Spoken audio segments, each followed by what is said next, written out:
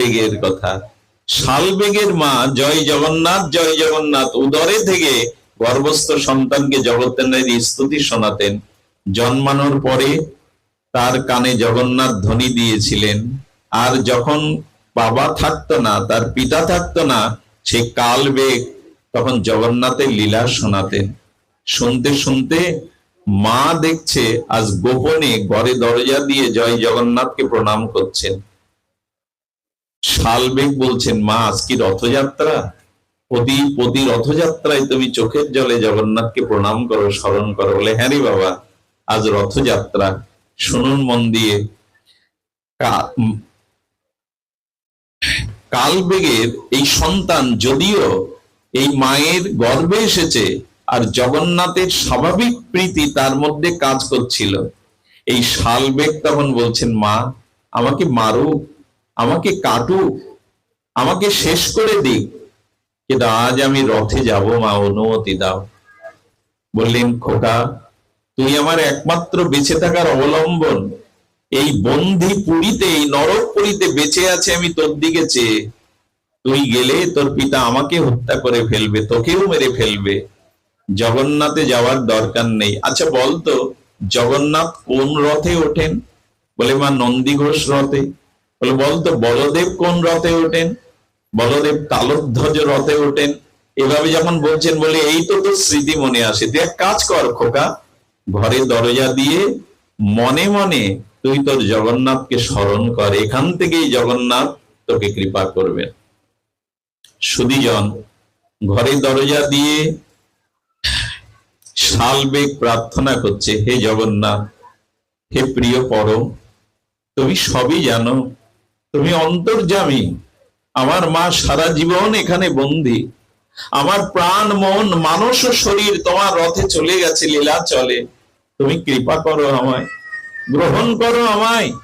হস্তি কোনো বিদ্যা জানে না, কিন্তু হস্তি যখন তোমাকে ডাকলো বিপদে পড়ে, তুমি সুদর্শন চক্র দিয়ে কুমিরটাকে নিধন করে, আর তুমি গজেন্দ্রকে উদ্ধার করে চরণে ঠাই দিয়েছিলে। তুমি পারো না সকল বাধাকে ছিন্ন করে জগন্নাথ তোমার রথের রশিতে নিতে?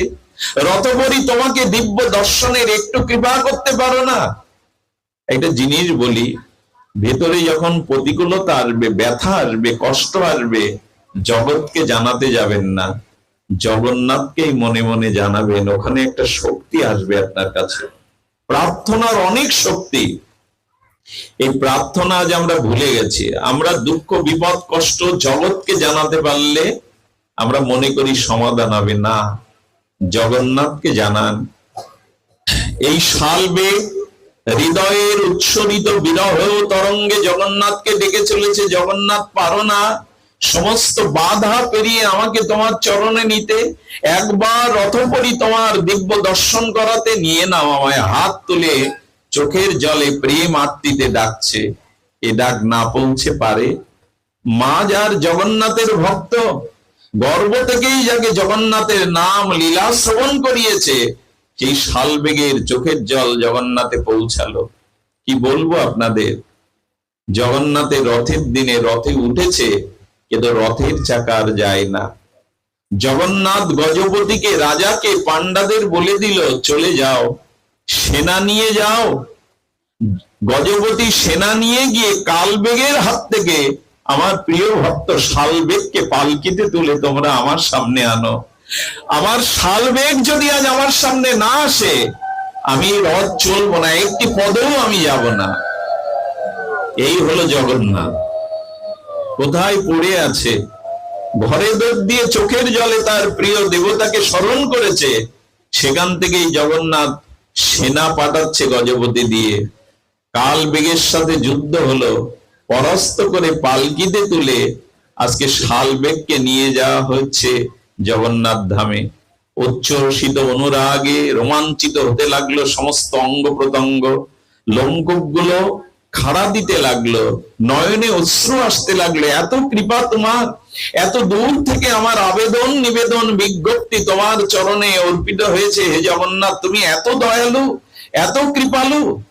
আপনারা জানেন কোন ঘরে সে জন্মেছে। আজকে জগন্নাথের সামনে যখন রথে নেওয়া হলো, কি কি বলবো। আমি গতদিন বলেছিলাম জগন্নাথের হাত উপরে না, জগন্নাথ হাতটা সোজা রেখেছে, কেন জানেন? শালবেগকে দেখেই জগন্নাথের চোখে জল চলে এসেছে। উনি হাত বাড়িয়ে ডাকছেন, আয় আমার বুকে আয়, আমি তোর জন্যই প্রতীক্ষা করছি। শালবেগকে বুকে জড়িয়ে ধরলেন জগন্নাথ। শুধু জড়িয়ে ধরলেন না, শালবেগ রথের রশ্মিতে হাত দেওয়ার সাথে সাথে রথ চলতে লাগলো। কিছু দূর এসে জগন্নাথকে জড়িয়ে ধরে শালবেগ ওখানেই চিরদিনের মতো জগন্নাথের সাথে লীন হয়ে গেছিলেন। এখনো ওইখানে তার সমাধি আছে। আজও রথযাত্রার দিন রথ আনতে আনতে ওখানেই রথটাকে থামানো হয়। জগন্নাথ তার প্রিয় ভক্তকে চোখের পলকে দেখে তার ওখানে স্মৃতিচারণ করে। ভক্তরা ওখানে দাঁড়িয়ে কিছুক্ষণ নীরবে জগন্নাথের সাথে সাথে শালবেগকেও স্মরণ করেন। এত যার কৃপা, তিনি এলেন দুয়ারে, অথচ কই প্রাণের ব্যাকুলতা দিয়ে তো তাকে ভজন করলাম না। রথযাত্রা কি শুধু উৎসব? রথযাত্রা কি শুধু মহা ধুমধাম? রথযাত্রা কি শুধু লোকে লোকারণ্য? নয়, রথযাত্রা হলো হৃদয়ের প্রেমের দেবতাকে হৃদয়ে বসানো। রথযাত্রা আসে যায়, রথযাত্রায় জগন্নাথ ধ্বনিতে মুখরিত হয় আকাশ বাতাস, কিন্তু হৃদয়ে জগন্নাথের প্রীতি কতটুকু জাগলো? ভালোবাসা, প্রেম, প্রীতি না হলে উৎসব শুধু উৎসবই রূপ নেবে, আমার জীবনে উৎসে রূপ নেবে না। জগন্নাথকে কিভাবে দেখছেন জানেন আমার মহাপ্রভু? তিনি সমুদ্র স্নান করে এসে জগন্নাথকে দেখতেন, আর জগন্নাথকে দেখতে দেখতে এমন বিভাবিত হয়ে যেতেন প্রেমে, পেছন থেকে গোবিন্দ দাস ডাকছেন, প্রভু এসো। সেবার সময় চলে যাচ্ছে, মহাপ্রভু ইশারা করে বলতেন, আরেকটু দেখতে দাও, আরেকটু জগন্নাথকে দেখতে দাও। প্রভু মাঝে মাঝে জগন্নাথ দর্শনে এতটা প্রেমাবিষ্ট হয়ে পড়তেন, কণ্ঠ রুদ্ধ হয়ে যেত, নয়নে জল ঝরত, আর জগন্নাথ বলতে পারতেন না। রুদ্ধ প্রেমাবিষ্ট কণ্ঠে বললেন, যজ যজ গগ গগ। জগন্নাথ হতো না, যজ যজ গগ গগ হয়ে যেত মহাপ্রভুর মুখ দিয়ে, কে যেন কণ্ঠ রুদ্ধ করে দিত ভাবাবেশে। আমরাও তো জগন্নাথকে দেখছি, কই এই ভাব তো আমাদের আসে না। তাই ভাবের দৃষ্টি দিয়ে, অনুরাগের দৃষ্টি দিয়ে, প্রেমের দৃষ্টি দিয়ে জগন্নাথকে দেখুন। জগন্নাথ বড় সঙ্গীত ভালোবাসেন, আর সেই সঙ্গীত যদি গীত গোবিন্দ হয়। কি সঙ্গীত ভালোবাসেন? গীত গোবিন্দ। শুনুন, এই গীত গোবিন্দ ভক্ত চরিত্র শুনিয়েই আজও জগন্নাথকে ঘুম পাড়ানো হয়। জগন্নাথ যতক্ষণ গীত গোবিন্দ না শুনবেন, জগন্নাথ ততক্ষণ বিশ্রাম। আজও এই নিয়ম, আর এই নিয়মটা চালু হলো কোথা থেকে জানেন? জগন্নাথের পূজারী দেখছেন যে জগন্নাথের প্রতিদিনের যে নূতন বস্ত্র ফেটে যায়, ছিঁড়ে যায় না, কি যায়? ফেটে যাওয়া এক জিনিস আর ছিঁড়ে যাওয়া এক জিনিস। তো পূজারী দেখছে জগন্নাথের বসনটা ফেটে যাচ্ছে, প্রতিদিন ফেটে যাচ্ছে, যেমন কাটা লাগলে ফেটে যায় কাপড়টা। এই দৃশ্য দেখে পূজারী বললেন, প্রতিদিন তোমার কাপড় ছিঁড়ে কেন? আমাকে দেখতে হবে। রাজাকে বলা হলো, গজপতিকে। আমি গতকাল বলেছিলাম জগন্নাথের মুখটা বড় করে দেখি আমরা, চোখটা, কারণ কথা বলার ঠাকুর এই যুগে একমাত্র জগন্নাথ। উনি আজও ভক্তের সাথে কথা বলেন। তো জগন্নাথকে বলা হলো, তোমার কাপড় ছিঁড়ছে কেন? জগন্নাথ নীরব, বললে হয়তো কারণটা জেনে যাবে। তো পূজারী দেখছেন যে জগন্নাথের মন্দিরের অনতি দূরে ওখানে একটা ফুলের বাগানের মালিক কিছু ফুল গাছ রোপণ করেছেন। সেই ফুলগুলো জগন্নাথের সেবায় যায়, আর ফুল বিক্রি করে সংসার চলে। এখন আপনারা জানেন গোলাপের কাঁটা আছে, তো ওই ফুল বাগানে মালির যে কন্যা, ও গীত গোবিন্দ গায়, জয়দেবের গীত গোবিন্দ সুর করে মনের আবেশে গায়। আর ওই গীত গোবিন্দ শোনার জন্য জগন্নাথ মন্দির থেকে নেমে গিয়ে ওই ফুলের বাগানে ওর পিছু পিছু হাঁটে। আর ওই পিছু পিছু হাঁটতে গিয়ে এত আবেশ এসে যায়, ফুলের কাঁটায় লেগে জগন্নাথের কাপড় প্রতিদিন ছিঁড়ে যায়। পান্ডা চোখে জল নিয়ে বললেন, এত ভালোবাসো কীর্তন তুমি, এত ভালোবাসো তুমি ভক্তের চরিত্র। গজপতি রাজাকে ডেকে ওই কুমারীকে ডাকা হলো, কুমারীকে একটা আসন দিয়ে বলা হলো, আর তোমাকে ফুল কাননে বাগানে গাইতে হবে না, আজ থেকে প্রতিদিন এখানে বসে তুমি জগন্নাথকে গীত গোবিন্দ শোনাবে। সেই প্রথা আজও চালু আছে। জগন্নাথের বিশ্রামের আগে তাকে গীত গোবিন্দ শোনানো হয়। এই জন্য জগন্নাথের সামনে সংকীর্তন বা গীত গোবিন্দ আদি যারা কীর্তন করেন, জগন্নাথ বড় প্রসন্ন হন। জগন্নাথের প্রসন্নতার কথা কি বলবো। জগন্নাথ ভক্ত বৎসল শুধু নয়, ভক্তের জন্য তিনি বড় আতুর, বড় ব্যাকুল তিনি। এই ব্যাকুলতার কথা বলতে গিয়ে যার কথা প্রথমে আসে আর কেহ নন, তিনি মাধব দাস বাবাজি। জগন্নাথের সব থেকে প্রিয় ভক্তদের মধ্যে অন্যতম। কি নাম বললাম? এই নাম নিলেই জগন্নাথ তার দিকে তাকিয়ে ফেলবে। জগন্নাথ মাধব। এই জগন্নাথ মাধব বিবাহের পরে সন্তান প্রসব হতে গিয়ে তার স্ত্রী মারা যায়। আমার কি মনে হয় জানেন, মাঝে মাঝে সংসারে ব্যথা পাওয়াটা, শূন্যতাটা আসাটাও ভালো। স্ত্রী বিয়োগে সেই ভূমিষ্ঠজাত শিশু সন্তানকে নিয়ে উনি বিবাহে পড়লেন। কে কে লালন পালন করবে? সবাই পরামর্শ দিল তুমি আরেকটা বিবাহ করো। মাধব তখন বলছেন, বিবাহ আমি করতে পারি, কিন্তু তোমাদের স্টাম্পে লিখে দিতে হবে আমার যে স্ত্রী হবে সে কোনোদিন মরবে না। যদি এমন পাত্রী দিতে পারো তাহলে বিবাহ করতে রাজি। কে দেবে আর তাকে এই পাত্রী? তার মানে উনি বিবাহ করতে চাননি। সন্তানকে নিয়ে এক ফুলের বাগানে ওই গান গেয়ে গেয়ে চেষ্টা করছে ঘুম পাড়ানোর, আর ওর মুখের দিকে তাকিয়ে বলছে, তোমার জন্যই তো আমার যত বাধা, তোমার জন্যই তো আমি পাচ্ছি না আমার প্রিয় জগন্নাথের কাছে যেতে। কি করব আমি? দেখুন, ভগবানের কাছে যাওয়ার জন্য প্রাণ যদি ব্যাকুল হয়, কোনো না কোনো ঘটনা আপনাকে সংকেত দিয়ে দেয়। তার পথে যাওয়ার বাধা তিনি রাখেন না। হঠাৎ শাখা থেকে, ডাল থেকে একটা পাখির ডিম নিচে পড়লো পাতার উপরে। পাতার উপরে পড়ে ডিমটা দ্বিখণ্ডিত হয়ে গেল। ডিম থেকে একটি শাবক বেরোলো। কিছুক্ষণ অপেক্ষা করে সামনে একটা পোকা ছিল, ওইটা খেলো। সঙ্গে সঙ্গে ওই বাগানে পুত্রটা রেখে বললেন, এই তো আমি আমার সন্ধান বা উত্তর পেয়ে গেছি। জগতের একটা ছোট প্রাণী যদি আপনি থেকেই প্রকাশ হয়ে চলতে শেখে, নিজের আহার জোগাড় করতে শেখে, আর যদি ভগবান তার জন্য এখানে এই ব্যবস্থা রাখেন, আমি কেন চিন্তা করছি? ওই রাতেই পুরীর উদ্দেশ্যে, লীলাচলের উদ্দেশ্যে উনি চলে গিয়েছিলেন।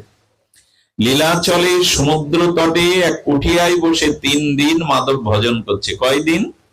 3 দিন। 3 দিনে মুখে উনি কোনো প্রসাদ দেননি। আসলে ভজনে যার রুচি তার বাহ্যিক ক্ষুধা থাকে কোথায়? ভজনে ভজন করতে করতে 3 দিন না খেয়ে মাধব দাস পড়ে আছেন জগন্নাথের ভজনে। বড় আশা ছিল লীলাচল ভূমিতে, এই লীলাচল নিবাস ভগবানকেই ভজন করবেন, জগন্নাথকে।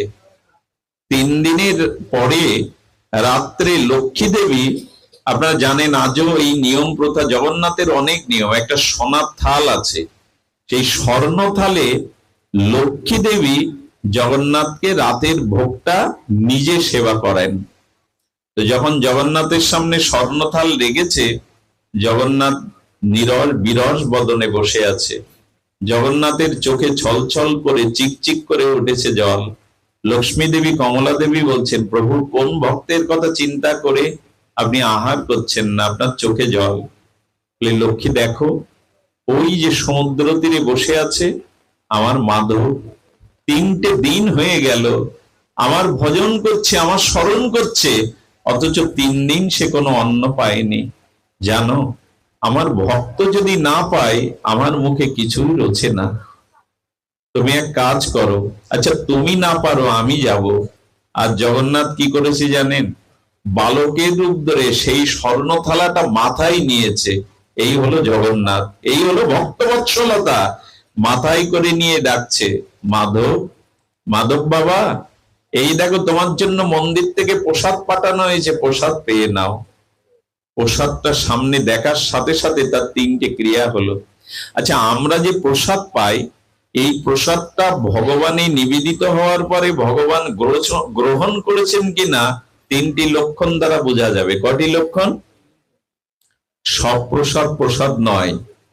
যদি ভগবান গ্রহণ করে থাকেন তো ভগবান নিবেদিত প্রসাদের 3টি লক্ষণ থাকবে, শুনে নিন। এই 3টি লক্ষণের প্রথম লক্ষণ হলো যে প্রসাদটা দর্শনের সাথে সাথেই ভিতরে প্রসন্নতার জন্মাবে। দর্শনের সাথে সাথেই আপনার হৃদয়ে প্রসন্নতা জাগবে।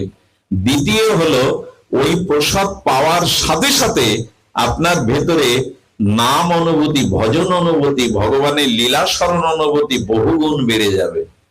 প্রসাদ পাওয়ার সাথে সাথে ভজনের আগ্রহ আরো বেড়ে যাবে। তৃতীয় লক্ষণ হলো ওই প্রসাদের মধ্যে একটা চিন্ময় গন্ধ, অপার্থিব একটা গন্ধ পাওয়া যাবে। এই 3টি লক্ষণ যেখানে জানবেন এই প্রসাদ ভগবান গ্রহণ করেছেন। প্রসাদ সবকিছুই নয়, প্রসাদ সবখানে হয়ও না। কত জায়গায় দেখেছি জুতো পায়ে দিয়ে ভোগ রান্না করা হচ্ছে, মানে খিচুড়ি রান্না করা হচ্ছে। ধূমপান করে এসে প্রসাদ রান্না করছে, প্রসাদের নামে চালিয়ে দিলেও সেগুলো প্রসাদ নয়। ভগবানের প্রসাদ পেলে কিছু ক্রিয়া হবেই আপনার। তো মাধব যখন প্রসাদ দেখে প্রসন্ন হলেন আর বললেন প্রসাদটা পেয়ে নিও, ভজনে তো ডুব দিয়ে থাকো। জগন্নাথ নিজে মাথায় করে প্রসাদ দিয়ে গেল বালকের বেশ ধরে। মাধব দাস বাবাজি প্রসাদ পেলেন, প্রসাদ পেয়ে পরমানন্দে আবার ভজনে বসে গেলেন। থালটা ধুয়ে যেখানে রেখে গিয়েছিল সেই কুটির ওখানেই রাখলো।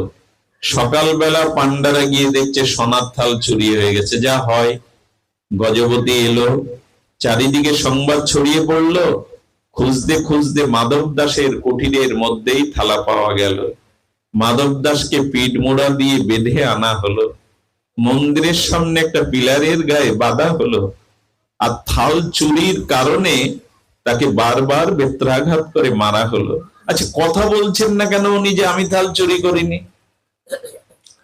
ভক্ত ভক্তিতে নীরব হয়ে যায়।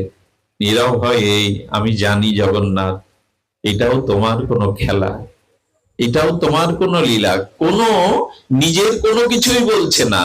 মারতে মারতে মারতে ক্লান্ত হয়ে গেল, রক্তাক্ত হয়ে গেল পিঠ। বলে একে বেঁধে রাখো, আমরা আগে জগন্নাথের অভিষেক অর্চন করে এর পরে বিচার চড়ানো হবে, একে প্রাণেই মারা হবে। এত বড় অপরাধ জগন্নাথের থালা চুরি। মন্দিরে গিয়ে যখন পান্ডারা জগন্নাথের পোশাক পরিচ্ছদ পরাচ্ছেন, শৃঙ্গার করছেন, কি বলবো আপনাদের, সেই জগন্নাথ বিগ্রহের পিঠের দিকে বস্ত্র শৃঙ্গার করতে গিয়ে দেখে কালো কালো দাগ পড়ে রক্তাক্ত হয়ে গেছে জগন্নাথের পিঠ। যারা ভক্ত তারা কি সইতে পারে?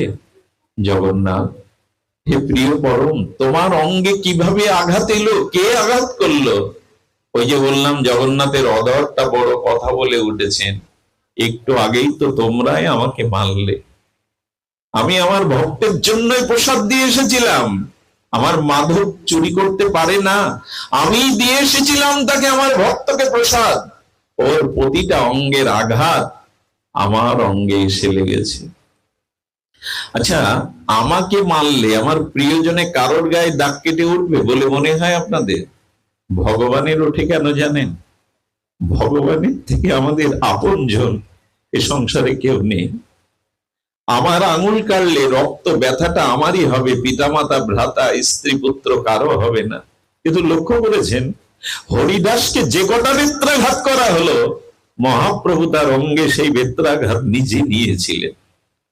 একদিন হরিদাস দেখছে প্রভুর তপ্ত কাঞ্চন অঙ্গে বেত্রাঘাতের চিহ্ন, কালো শিরা পড়ে গেছে। প্রভু, কে আঘাত করলো? হরিদাস। যেদিন 22 বাজারে ওরা তোমাকে বেত্রাঘাত করছিল, আমি তোমার অঙ্গে আমার অঙ্গ মিশিয়ে প্রতিটা আঘাত আমি নিজে গ্রহণ করেছিলাম। ব্যথা যদি কেউ নিতে পারে সে হলো ভগবান। এই জগতে আপনার ব্যথা কেউ নেবে না, বরঞ্চ ব্যথা দেওয়ার মানুষের অভাব সংসারে এখন না। বরঞ্চ ব্যথা দেওয়ার মানুষ পাবেন, ব্যথা নিতে কেউ পারে না। সেদিন মাধব দাস বাবাজিকে সবাই এসে ক্ষমা চেয়ে বলল, এত ভালোবাসে তোমায় ঠাকুর, তোমার আঘাত সে বুক পেতে নিয়েছে। এতে কি ফল ফললো জানেন? মাধব জগন্নাথের দিকে তাকিয়ে, মন্দিরের দিকে তাকিয়ে বলছে, খুব ভালো করেছো, আমার মহিমাটা প্রচার করেছো, খুব ভালো করেছো। এখন আমাকে নিয়ে টানাটানি হবে। কে করতে বলেছে তোমার এই লীলা? নিজের সম্মান চাই ভক্ত। যারা দেখবে নিজের যশ খ্যাতি প্রচারে ব্যস্ত, আদৌ তারা ভক্তি জগৎটাকেই বোঝেনি। এটা মান সম্মান বিজ্ঞাপনের জায়গা নয়। ভগবানই ভক্তের মহিমা প্রকাশ করেন, ভক্ত নিজ মহিমা চান না। একদিন শীতে শুয়ে আছে খালি সমুদ্রের তটে, শীতের দিনে নিহার পড়ছে, সঙ্গে সঙ্গে জগন্নাথ গিয়ে কি করলেন জানেন? নিজের গায়ের কম্বলটাই জড়িয়ে দিলেন মাধব দাসকে। শীতের দিনে ভক্ত কষ্ট পাচ্ছে। আচ্ছা, পরের দিন জগন্নাথের কম্বল যখন দেখলো মাধব দাসের গায়ে, কিছু বললো না কেন পান্ডারা জানেন? গতদিনের ঘটনা মনে হলো। প্রিয় ভক্তের গায়ে জগন্নাথ নিজে কম্বল চড়িয়ে দিয়েছেন, আমাদের কিছু বলার নেই। আমি বলতে বলতে অনেক দূরে চলে এসেছি। এই জগন্নাথী মাধবের জীবনে এমন একটা ঘটনা ঘটেছিল, যে ঘটনাটা বড় বিস্ময়কর। এই ঘটনা আমার মতো শুষ্ক হৃদয়ে, প্রেমহীন হৃদয়ে বর্ণনা সম্ভব নয়। এই মাধব দাস 80টা বছর জগন্নাথের সেবায় নিজেকে নিবেদন করে রেখেছিল। এটা বলে আমি পাঠ রাখছি, বিশ্রাম মন দিয়ে শুনুন। সেবা করতে করতে করতে করতে মাধব দাসের কি হয়েছে জানেন? মাধব দাসের অতি রক্তসার হয়েছে। অতি রক্তসার মানে রক্ত আমাশা। এই রক্ত আমাশা যখন হয়েছে, বারবার শৌচে যাচ্ছে, বারবার শৌচে যাচ্ছে, বাহ্যক্রিয়া করে শৌচে যেতে যেতে ক্লান্ত হয়ে গেছে। আর শেষবার শৌচে গিয়ে জলের পাত্রটা নিয়ে জল নিতে যাবে, ওখানেই ধুলার পরে পড়ে গেছে। আর পাত্রটা উঠে নেবে, শৌচ করে জগন্নাথের সেবা পূজায় যাবে, ক্ষমতা তার নাই। ওইখানে পড়ে পড়ে বলছেন, জগন্নাথ তোমার সেবাই যদি না হবে তো আমাকে নিয়ে নাও, আমি তোমার সেবা ছাড়া থাকতে পারবো না। তুমি যদি মনে করো তাহলে আমাকে নিয়ে নাও, জগৎ থেকে নিয়ে নাও, কারণ তোমার সেবা ছাড়া আমি থাকতে পারবো না। সুধীবৃন্দ, পাশ দিয়ে একজন কাঠুরিয়া যাচ্ছিল, পথচারী। বাবা আমি তো বৃদ্ধ, দেবে এক ঘটি জল দেবে? বলে, মেথর পেয়েছো, চাকর পেয়েছো যে তোমার শৌচের জল আমি বয়ে দেব? মলমূত্র গায়েও লেগে আছে, উঠতে পারছে না, ওখানেই অসুস্থ হয়ে পড়ে আছে। হঠাৎ একটা মধুর কণ্ঠস্বর কানে এলো, মাধব আমি জল এনেছি। শুধু এনেছি না, একথা বলতে বলতে সেই মাধবের গায়ে, মলমূত্র মাখা গায়ে জল ঢেলে দিচ্ছেন। জল ঢেলে দিয়ে পরিষ্কার করছেন যখন, পেছনে তাকিয়ে দেখে আর কেউ না, সাক্ষাৎ জগন্নাথই হাতে করে শৌচ। আচ্ছা, কোন শাস্ত্রে কোন লীলাতে দেখেছেন স্বয়ং ভগবান ভক্তের শৌচের জল বয়ে আনছেন? এটা জগন্নাথেই সম্ভব, এটা ভক্তবৎসল জগন্নাথেই কেবল সম্ভব। পৃথিবীর ইতিহাসে কোন শাস্ত্রে এমন লেখা নাই।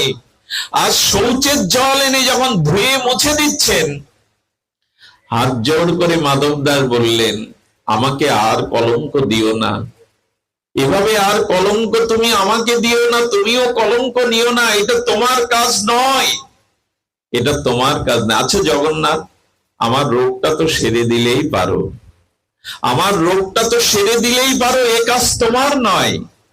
কি বলল জানেন? মাধব দাসকে বলছেন, শোনো মাধব, এই রোগ আমি সারাতে পারি কিন্তু সারাবো না, কারণ আমি চাই আমার ভক্তের প্রারব্ধ, আমার ভক্তের প্রারব্ধ ভোগ হয়ে শেষ হয়ে যাক। কেন জানো মাধব?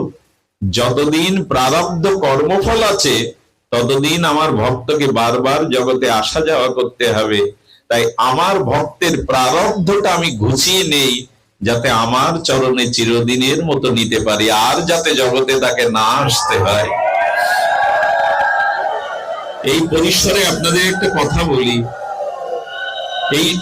এই জীবন চলার পথে যে কলঙ্ক, অপমান, রোগ শোক যা কিছু আছে, এটাকে কৃপা মনে করে নিতে শিখুন। সন্তুষ্ট যেন কেনচিত, গীতার এই মহাবাণী, ভগবানের সব অবস্থাকে সন্তুষ্ট থাকতে চেষ্টা করো।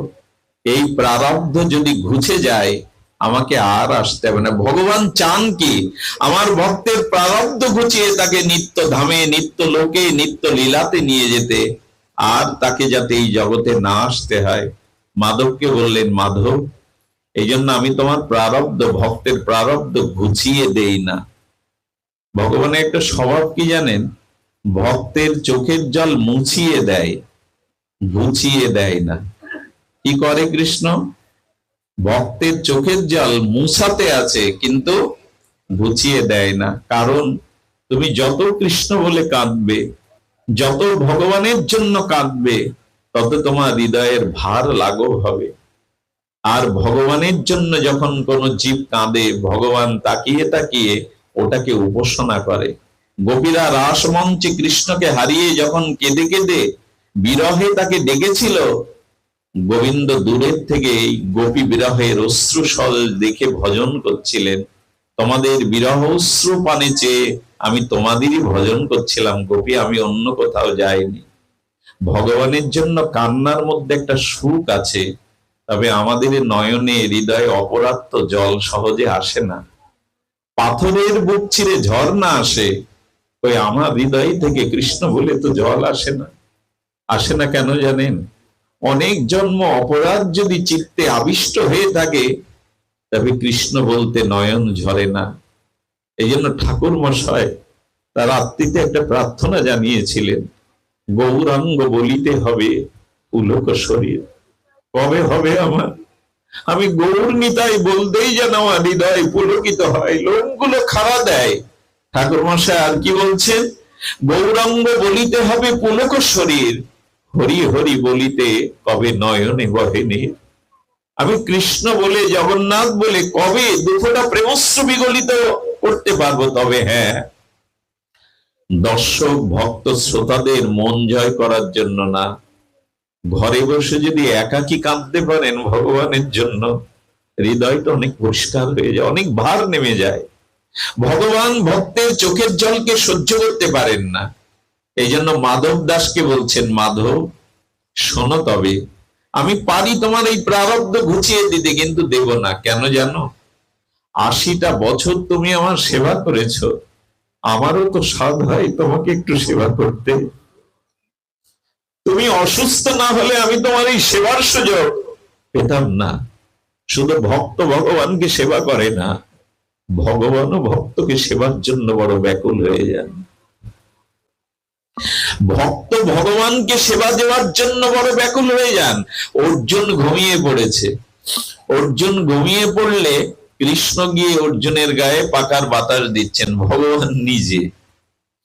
আরে এই দৃশ্য দেখে একজন ভক্ত বলছেন, প্রভু অর্জুন ঘুমিয়ে পড়েছে, আপনি বাতাস দিচ্ছেন অর্জুনকে, কারণ কি? বলে, এবার তুমি অর্জুনের শয়নকক্ষে গিয়ে দেখো কারণটা কি।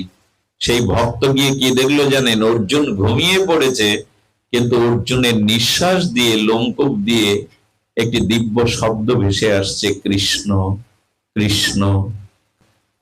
অর্থাৎ অর্জুনের হৃদয়ে ভগবানের নাম এত স্বতঃস্ফূর্ত যে ঘুমিয়ে পড়লেও লোমকূপ দিয়ে ভগবানের নাম। তখন এসে বলছে, বুঝেছি প্রভু, কেন অর্জুনকে তুমি নিজে সেবা করছো। অর্জুনের হৃদয়ে সর্বদা ভগবানের নাম ধ্বনিত হতো, এই দিব্য নাম ধ্বনিত হতো। আমিও আপনাদের বলি, ভগবানের নাম নিন, তবে অনুসংকীর্তনম, ভগবানের নাম যেন নেওয়া হয় ভগবানের অনুসংকীর্তন, মানে গুরুদেবকে সামনে রেখে, মহাপ্রভুকে সামনে রেখে, আর ভক্তি ভাবকে সামনে রেখে শাস্ত্র নিয়ম অনুযায়ী ভগবানের নাম করুন। বড় দুঃখ পায় যখন ঢোল নিয়ে ওঠায় নামের আসরে, হুলটবাসী বাজানো হয়, এগুলো মহাপ্রভুর অনুমোদন নাই। যখন পাকিস্তানের কাওয়ালির সুরে ভগবানের নাম করা হয়, তখনই নামকে আমরা যথাযথ মূল্যায়ন করি না। যখন আধুনিক সুরে আর ওই চটুল হিন্দু গানের সুরে আমরা নাচ করি, ওখানে কীর্তন করি, এটা অনুমোদন নয়। কীর্তন করতে হবে মহাজন শাস্ত্রের অনুসংকীর্তনম, পেছনে গুরুদেব যেভাবে নাম করেছেন, আচার্যরা যেভাবে নাম করেছেন। হরিদাস ঠাকুর জঙ্গলে মাটির গুফার মধ্যে বসে নাম করবে কেন? লোককে জানানোর জন্য নয়, নিজের মহিমা প্রকাশের জন্য হরিনাম নয়, ভগবানকে আনন্দ দেওয়ার জন্য। দেখুন সব ঝড়ে ওলট পালট হয়ে গেছে। আমরা এখন নাম করি কিসের জন্য? না নামের যথাযথ মর্যাদা দেই তো। নামের অনুগত হয়ে নাম করতে হবে, শাস্ত্রের অনুগত হয়ে। যে রূপে লইলে নাম প্রেমের উপচায়, কোন রূপে? না ভগবানকে আনন্দ দেওয়ার জন্য। মাধব দাসকে বলছেন আজ জগন্নাথ, আমি তোমাকে সেবা করবার বড় স্বাদ আমার, এই সুযোগটা আমায় দাও। এমনি করে জগন্নাথ ওই মলমূত্রাদি সমস্ত অঙ্গকে জল দিয়ে পরিষ্কার করে নিলেন। রোগটা না সারার কারণ আপনারা শুনেছেন। প্রারব্ধটা ঘুচে গেলে তোমাকে আমি আমার চরণে নিয়ে আসবো, আর যাতে জন্ম মৃত্যু চক্রে তোমাকে আবর্তন না হতে হয়। এমনি করে জগন্নাথের অনন্ত অনন্ত লীলা তরঙ্গে তিনি ভক্তদের ভাসিয়েছেন। অপেক্ষা পালা আমাদের, আমরা কবে হৃদয়ে জগন্নাথকে উপলব্ধি করব, আমরা কবে জগন্নাথকে এমনি করে ভালোবাসতে পারবো। আজ এই ভক্ত গৃহে এই প্রতিকূলতার মধ্যেও, আজকে এই ঝড়ো ঝড়ো আষাঢ়স্য বৃষ্টির মধ্যেও আপনারা যে ব্যাকুলতা নিয়ে, যে উৎকণ্ঠা নিয়ে হরিকথা শুনতে বসেছেন এখানে কায় ক্লেশ স্বীকার করে, আমি আপনাদের দেখে অত্যন্ত প্রসন্ন শুধু নয়, আমি আপনাদের দেখে আজ প্রেরণা পেলাম যে হরিকথা কিভাবে শ্রবণ করতে হয়। সুধী মণ্ডলী, আসুন আজকের এই জগন্নাথের মহামহিমা থেকে আমরা এইটুকু শুধু সংগ্রহ করে হৃদয়ে এই বাণীটাই নিয়ে যায়। জীবনে মরণে, শয়নে স্বপনে, জাগরণে অনুধ্যানে, সুখে দুঃখে মান অপমানে যেন সর্বদা তোমার স্মৃতি হৃদয়ে জাগরুক থাকে।